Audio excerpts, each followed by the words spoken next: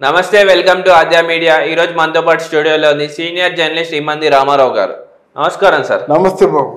Sir, senior నటి షావుకార్ జానకి గారు శోభన్ బాబు గారి కోసం లంచ్ బాక్స్ షూటింగ్కి తీసుకొస్తే ఆయన తినలేదని ఏడ్చినంత పని చేశారని అంటే చెప్తా ఉంటారు కదా సార్, అది మీ మాటల్లో చెప్పండి సార్. అంటే అప్పుడు మన హాస్యనటి సూర్యకాంతమ్మ, తర్వాత కల్పనారాయి, ఛాయాదేవి, మన షావుకార్ జానకి, వీళ్ళు వంటల్లోనూ టాప్ మాట. ఫర్ ఎగ్జాంపుల్ మనకి ఛాయాదేవి ఉందనుకోండి, ఆ బ్రాహ్మణ భోజనం చాలా బాగా చేస్తుంది. పచ్చళ్ళు, గిచ్చళ్ళు, కూరలు, సాంబార్లు బ్రహ్మాండం చేస్తుంది.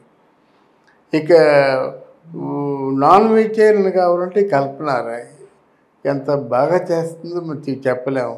ఆవిడ చేసిందంటే ఇక అంతే. అలాగా అన్ని వంటలు బాగా చేసేది షావుకార్ జానకి, ఏదైనా సరే. ఇంకా సూర్యకాంతం అంటే పులిహోరం, తర్వాత చక్కెర పొంగలి, అంతే దద్దోజనం ఇది చేస్తుంది. అవే స్పెషలిస్ట్. పాపడు అప్పడాల్లో రకరకాలు, ఉడియాల్లో రకరకాలు ఇలా ఉంటాయన్నమాట. స్వీట్లు ఎక్కువ పెట్టదు ఆవిడ షుగర్ ఉంది, అందుకని స్వీట్లు తినదు, స్వీట్లు తేదు ఆవిడ. అంటే ఆవిడ నేచర్ అది. ఇక్కడ ఖైదీ బాబాయ్ షూటింగ్ అవుతుంది, తాంబరం దగ్గర త్రిశూలం కొండ ఉంది. ఆ కొండ ఉంటే ఆ కొండ మీద షూటింగ్ అవుతుంది.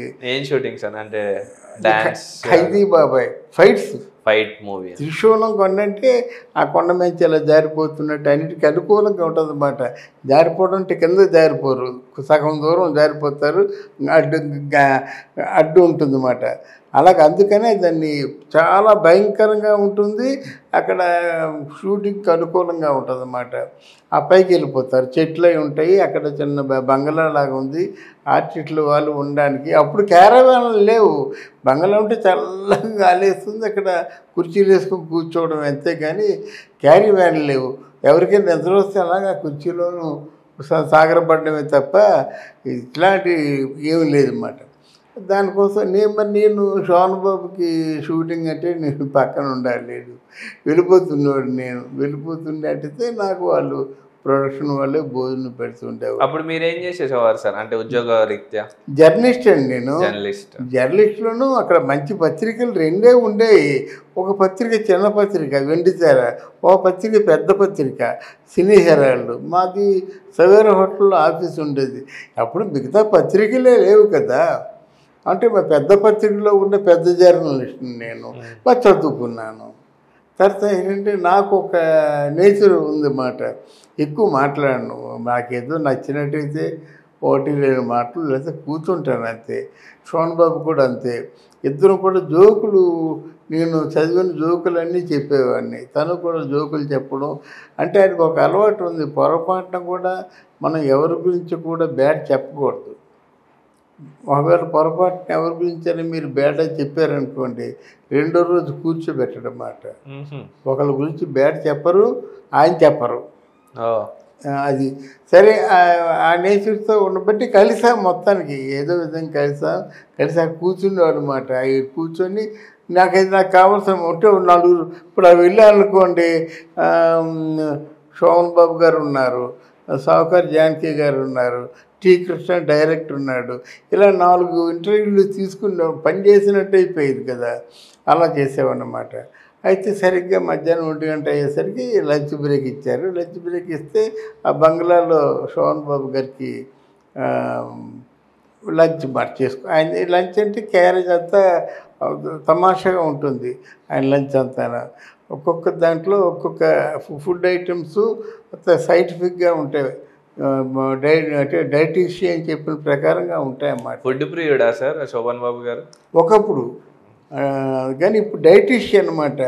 మామూలుగా ఆ ఫుడ్ మీరు తినలేరు, హాని కలిగించే వస్తువు ఒకటి ఉండదండి. అన్ని సలాడ్స్ ఉంటాయి, డ్రై ఫ్రూట్స్ ఉంటాయి అంతే. తర్వాత ఏమో దీన్ని ఏమంటారు, ఈ బాదం, పిస్తా, కుంకుమ పువ్వు అవన్నీ మిక్స్ చేసినటువంటి పాలు ఉంటాయి అంతే తప్ప ఫ్యాట్ కంటెంటు, ఆయిల్ కంటెంటు, నూనె, వెన్న, చీజు ఇట్లాంటివి ఏమి ఉండవు అన్నమాట అండి. ఇక్కడ ఈవిడ వంట ఎలా ఉంటుంది, ఇలా ఇలా ఇలా క్యారేజ్ ఇలా కప్పు తీస్తే గుమ్ అంటూ వెళ్ళిపోద్ది గాలిలో, ఆ కొసకి అలా ఉంటుంది అన్నమాట. తేలిపోతుంది నూనె అదేని. అంటే ఆ వాసన చూసి ఎవరైనా తినేస్తారన్నమాట. బాబు మీరు తింటారనే అని ఎక్కడెక్కడి నుంచో కొత్త కొత్త ఐటమ్స్ అన్నీ చేసి తీసుకొచ్చిందన్నమాట.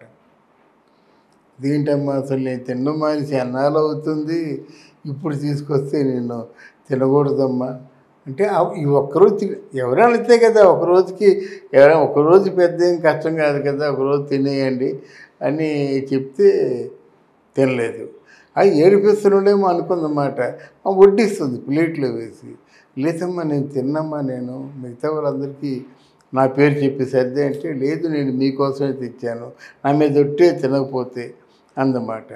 ఒట్టు సరేనమ్మా, తిన్నానంటే నువ్వు నా మీద ఒట్టేవలసి ఉంటుంది, నేను తినకూడదు అనుకున్నాను, అది తినడం మానేశాను నేను, అంతేకాని ఎన్వి జోలికి వెళ్ళను, అందులో ఆయిల్ కంటెంట్ వెన్న చీజ్ ఇట్లాంటివి ముట్టుకోనమ్మా అని ఎంత చెప్పినప్పటికి కూడా ఆవిడ కొంచెం కన్నీటి పర్యంతం అయిందన్నమాట.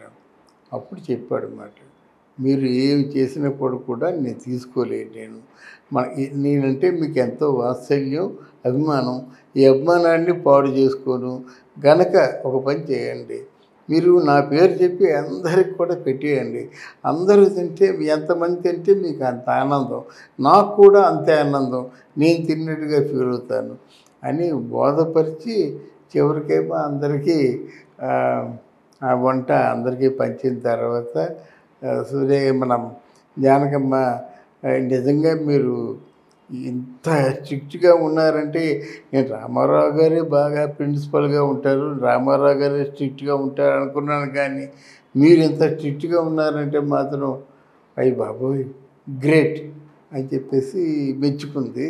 అదే గ్రేట్గా ఏం కదమ్మా, మనం మనల్ని కంట్రోల్ చేసుకుంటే మన మీద ఎవరు కంట్రోల్ చేస్తారు, ఆయన చాలా మంచి మాట్లాంటాడన్నమాట. నువ్వు కంట్రోల్ చేయకపోతే నిన్ను కంట్రోల్ చేయడానికి ఎవరు ఎందుకు వస్తారు, నీ గురించి నీకు తెలుసు, మిగతా వాళ్ళు తెలియదు కదా, నువ్వు నిన్ను ఎలా కంట్రోల్ చేసుకోవాలో నీకు తెలుసు, అందుకే నేను కంట్రోల్ చేసుకుంటాను, కంట్రోల్ చేసుకునే ప్రయత్నంలో ఉంటాను నేను అని ఆయన చెప్పేవాడు. ఆయన వేదాంతి కదా. అప్పుడు తర్వాత కొన్నాళ్ళు ఆయన మానేశాడు షూటింగ్ అంతా, ఆర్టిస్ట్గానే మానేశాడన్నమాట. అంటే ఆయన అనుకుంటే అంత స్ట్రిక్ట్గా అంత కంట్రోల్గా ఉంటాడన్నమాట. బయట వాళ్ళు ఏమనుకున్నప్పుడు కూడా ఆయన పట్టించుకోడు, అది అనుకుంటే చేయాల్సింది.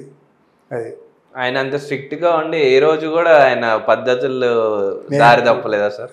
ఇప్పుడు కూడా 5:55 నిమిషాలు వచ్చేసరికి విగ్గు తీసేస్తాడు అంతే. అంటే మళ్ళీ 6 గంటల తర్వాత షూటింగ్ లేదు, 5:55గా విగ్గు తీసేస్తాడు అంతే. 9 గంటలు అయ్యేసరికి సరిగ్గా కుర్చీలో ఉంటాడు, లైటు 9 గంటల షూటింగ్ కదా, మేకప్తో కాస్ట్యూమ్తో సరిగ్గా లైట్లో ముందు కూర్చుంటాడు అన్నమాట అంతే. అయినంత స్ట్రిక్ట్గా ఇంకెవరు ఉండరు. ఓకే అండి, థ్యాంక్ యూ అమ్మా.